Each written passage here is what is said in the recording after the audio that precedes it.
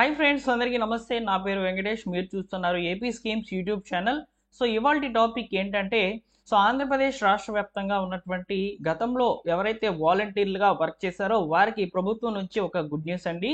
అభయ హస్తం పేరుతో పాత వాలంటీర్లను కొనసాగించేందుకు కూటమి ప్రభుత్వం ఒక కొత్త వాలంటీర్ల వ్యవస్థను అయితే తీసుకురాబోతున్నట్లు సమాచారం అయితే ఉందన్నమాట. దీనికి సంబంధించిన పూర్తి వివరాలు తెలియజేస్తాను. గతంలో పనిచేసినటువంటి వాలంటీర్లను ఎవరిని నియమించుకునేందుకు అవకాశం అయితే ఉంటుంది. అలానే వర్క్స్ అనేవి ఏ విధంగా ఉండవచ్చు అనేది ఈ వీడియోలో నేను మీకు క్లియర్గా అయితే చెప్తానండి.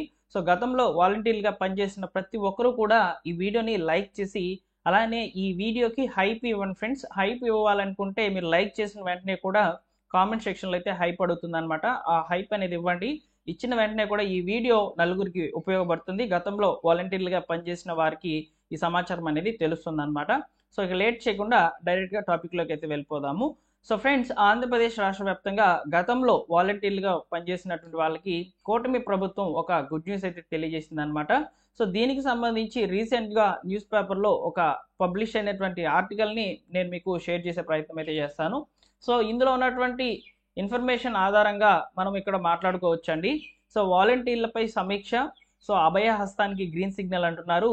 గ్రామ వార్డు సచివాలయాల్లో పనిచేస్తున్నటువంటి వాలంటీర్ల సేవలపై సమీక్ష జరిపి నిజంగా పనిచేస్తున్న వారికి ప్రోత్సాహం, పనితీరు బాగలేకపోతే తొలగింపు అనే విధానంతో ముందుకు వెళ్లాలని ప్రభుత్వం అయితే భావిస్తోంది. అభయ హస్తం పేరుతో వాలంటీర్ల వ్యవస్థను పునఃస్థాపించేందుకు కేబినెట్ సముఖత తెలియజేసినట్లు తెలుస్తుంది అనమాట. ఇక్కడ దీని అర్థం ఏంటంటే, గతంలో ఎవరైతే వాలంటీర్లుగా పనిచేసినటువంటి వాళ్ళు ఉంటారో వాళ్ళ యొక్క పనితీరు అంటే వాళ్ళ యొక్క రికార్డ్ అనేది కరెక్ట్గా అన్ని మంచిగా కనుక ఉన్నట్లయితే వారినే మళ్ళీ నియమించుకొని అభయహస్తం పేరుతో వారిని కొనసాగించే అవకాశం అయితే ఉంటుందని చెప్తున్నారు. ఒకవేళ ప్రజల నుంచి ఫిర్యాదులు ఎక్కువగా రావడం, మాకు ఈ వాలంటీర్లు వద్దని చెప్పి ఫిర్యాదులు చేస్తుంటారు కదా గతంలో, అలాంటి వాళ్ళని తీసివేసి ఈ యొక్క ఎవరిదైతే పనితీరు బాగుంటుందో వాళ్ళని కొనసాగించేందుకు ప్రభుత్వం చూస్తుందని సమాచారం అన్నమాట. అయితే ఈ యొక్క వాలంటీర్ల వ్యవస్థ అనేది నిజంగా అందుబాటులోకి వస్తే బాగుంటుందా బాగోదా అనేది ఒకసారి మీరు కామెంట్ సెక్షన్లో కామెంట్ చేయండి. ఈ వీడియోకి లైక్ చేసి హైప్ పాయింట్స్ ఇచ్చేసి తర్వాత కామెంట్ సెక్షన్లో మీరు కామెంట్ అనేది పెట్టండి. యాక్చువల్గా నాకు కూడా అనిపించింది ఏంటంటే, ఈ వాలంటీర్ల వ్యవస్థ ఉంటేనే బాగుంటుంది అనిపిస్తుంది. ఎందుకంటే వాలంటీర్లు అనే వాళ్ళు చాలామంది కూడా చాలా ఎఫర్ట్స్ పెట్టారనమాట. వాళ్ళు ప్రభుత్వం తరపున వర్క్ చేశారు, పార్టీ తరపున అయితే వర్క్ చేయలేదని చెప్పి చాలా వరకు అర్థమవుతుంది. ఎందుకంటే రీసెంట్ టైంలో స్కీమ్స్ రిలీజ్ అయినాయి, అమౌంట్స్ అనేటివి. తల్లికి వందనం రిలీజ్ అయింది, అన్నదాత సుఖీభావ రిలీజ్ అయింది. చాలా అంటే చాలా మంది ఈ యొక్క పథకాలకు సంబంధించి అర్హత కోల్పోయారు, అనర్హులయ్యారనమాట. అయితే ఇక్కడ వీళ్ళకి సంబంధించి గతంలో అంటే ప్రతిదీ కూడా వాలంటీర్లో చూసుకునే వాళ్ళు. ఏదైనా డాక్యుమెంట్స్ రిక్వైర్మెంట్ ఉన్నా, అదేవిధంగా ఏదైనా పథకానికి సంబంధించి అప్లికేషన్ చేయించాలన్నా అన్నీ కూడా వాలంటీర్ల దగ్గర నుంచే వెళ్ళేవి. వాలంటీర్లకు చాలా వరకు తెలుసు, అంటే ఏ స్కీమ్కి ఏమేమి కావాలి, ఏమేమి రిక్వైర్మెంట్స్ ఇవన్నీ కూడా తెలుసు కాబట్టి ప్రజల్లోకి చాలా స్పీడ్గా వెళ్ళాయండి పథకాలు అనేవి. అయితే ఇప్పుడు రీసెంట్గా రిలీజ్ చేసినటువంటి తల్లికి వందనం కానివ్వండి, అదేవిధంగా అన్నదాత సుఖీభావ పథకం కానివ్వండి, వీటిలో చాలామంది అర్హత ఉన్నా కానీ అనర్హులుగా అయితే గుర్తించబడ్డారు. అదే వాలంటీర్లు ఉంటే ఈ యొక్క పనితీరు అంతా కూడా బాగుంటుందని నాకు అనిపించింది అనమాట పర్సనల్గా. అయితే మీకు ఏ విధంగా అనిపించింది అనేది ఒకసారి కామెంట్ సెక్షన్లో తెలియచేయండి. అయితే ఫ్రెండ్స్, ఇక్కడ అభయహస్తం పేరుతో వాలంటీర్ల వ్యవస్థను పునః ప్రారంభిస్తామని చెప్తున్నారు కదా. వీరి యొక్క పనితీరులు ఏ విధంగా ఉండాలి ఏంటి అనేది ఒక చిన్న ఇన్ఫర్మేషన్ అనేది నేను రాసుకున్నాను. దాన్ని నేను మీకు ఇక్కడ షేర్ చేసే ప్రయత్నం అయితే చేస్తాను. ఒకసారి మీరు ఇక్కడ స్క్రీన్ మీద అయితే చూసుకోవచ్చు.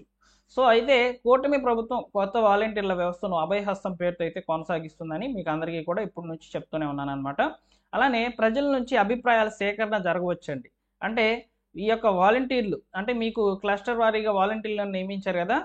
వారి ఉంటారు కదా, క్లస్టర్లో ఉంటారు కదా ప్రజలు. వారి యొక్క అభిప్రాయాలను స్వీకరించి గతంలో ఉన్నటువంటి వాలంటీర్లను కొనసాగించాలా లేదా అనేది ప్రజల మీదే ఉంటుందన్నమాట.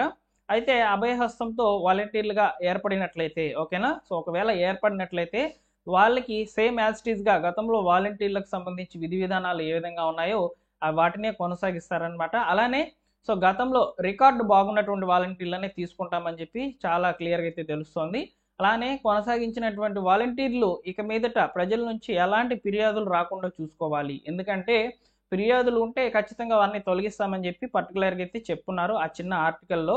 అదేవిధంగా ప్రభుత్వం నిర్ణయించినటువంటి సమయపాలన ఉండాలి. అంటే టైం టు టైం అనేది మీరు సచివాలయంలో అందుబాటులో ఉండాలన్నమాట. అలానే మీ క్లస్టర్ ప్రజలను కుటుంబంగా భావించి మీ కుటుంబ సభ్యులకు అన్ని ఫెసిలిటీస్ వచ్చేలాగా మీరు ప్లాన్ చేసుకునేటట్లు విధి విధానాలను మీకు ఇచ్చే అవకాశం అయితే ఉంటుందన్నమాట. అదేవిధంగా వారి నుంచి దరఖాస్తుల స్వీకరణ, ఫిర్యాదుల స్వీకరణ, అంటే మీరు గ్రామ వార్డు సచివాలయం స్టాఫ్కి, ప్రభుత్వానికి మీరు ప్రజలకు మధ్యలో ఒక వారధిలాగా నిలబడాలన్నమాట. సరే, గతంలో కూడా వాలంటీర్లు ఇలానే వర్క్ చేశారు. అయితే ఈసారి స్ట్రిక్ట్ రూల్స్ అనేవి తీసుకురావచ్చు అనమాట. సో అభయ హస్తం పేరుతో ఈ విధంగా అయితే సో ప్రజలను వాలంటీర్ల యొక్క పనితీరు బాగుంటే వాళ్ళని తీసుకునేందుకు ప్రభుత్వం అయితే ప్లాన్ చేస్తున్నట్లు క్లియర్గా అయితే అర్థమవుతుంది. సో కాబట్టి ఈ ఇన్ఫర్మేషన్ అంతా కూడా సో జెన్యూన్ అని చెప్పలేను, అలానే ఫేక్ అని చెప్పలేను. ఎందుకంటే ఒక చిన్న ఆర్టికల్ పబ్లిష్ అయింది, దాన్ని ఇన్ఫర్మేషన్ బేస్ చేసుకొని సో వాలంటీర్లు వచ్చే అవకాశం అయితే ఉంటుందని నేను మీకు ఇక్కడ షేర్ చేస్తున్నానండి.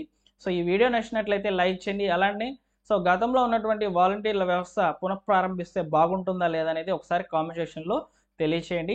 అలానే వీడియోకి హైప్ ఇవ్వండి ఫ్రెండ్స్. హైప్ ఇచ్చినట్లయితే ఈ వీడియో 10 మందికి రికమెండ్ అవుతుంది. అలానే 10 మంది చూస్తారు, వారికి కూడా తెలుస్తుంది వాలంటీర్ల వ్యవస్థ అనేది సో గతంలో ఏ విధంగా కొనసాగింది, అదేవిధంగా ఇప్పుడు ఉన్నటువంటి ప్రభుత్వం వాలంటీర్ల వ్యవస్థని తీసుకోవాలా వద్దా అనేది ఒకసారి కామెంట్ సెక్షన్లో తెలియచేయండి.